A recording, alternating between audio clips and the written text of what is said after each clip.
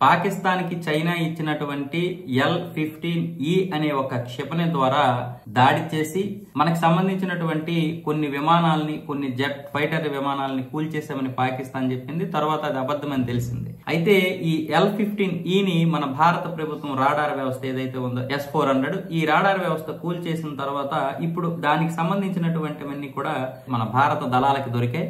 దాంతో ఈ యొక్క PL-15E క్షిపణి దొరకడం భారతకు ఆయాచిత వరమని నిపుణులు అయితే చెబుతున్నారు. దీని సీకర్, చోదక, data link, electronic counter measures వ్యవస్థలను విశ్లేషించవచ్చని పేర్కొన్నారు. తద్వారా భారత రక్షణ శాస్త్రవేత్తలు మరింత ఆధునికమైన స్వదేశీ BVR క్షిపణులను అభివృద్ధి చేయవచ్చు. వైమానిక దళ ఆస్తులను మెరుగ్గా రక్షించడానికి వీలుగా ఎలక్ట్రానిక్ వార్ఫేర్ కౌంటర్ మెజర్ సామర్థ్యాలను పెంచుకోవచ్చు. ఇలాంటి క్షిపణులను ఖచ్చితత్వంతో ధ్వంసం చేయగలిగేలా S-400 వంటి గగనతల రక్షణ వ్యవస్థల సామర్థ్యాలను నిర్దిష్టంగా మరింత సానబెట్టవచ్చు. అమెరికా, ఫ్రాన్స్, ఇజ్రాయెల్ వంటి వ్యూహాత్మక భాగస్వామ్య దేశాలతో ఈ వివరాలను భారత్ పంచుకోవచ్చు. తద్వారా ఆ దేశాలతో సాంకేతిక భాగస్వామ్యాలను మెరుగుపరుచుకోవచ్చు. చైనాకి చెందిన ఈ తరహా దీర్ఘశ్రేణి క్షిపణుల నుంచి పొంచి ఉన్న ముప్పును ఎదుర్కోవడానికి అమెరికా ఇప్పటికే AIM-260 జాయింట్ అడ్వాన్స్డ్ టాక్టికల్ క్షిపణిని అభివృద్ధి చేస్తోంది. తాజాగా దొరికిన PL-15E భాగం అగ్రరాజ్యం పనిని సులువు చేయవచ్చు. అంటే ఇప్పుడు దీన్ని అమెరికా కూడా చూపిస్తారన్నమాట. మన వాళ్ళు చూపిస్తే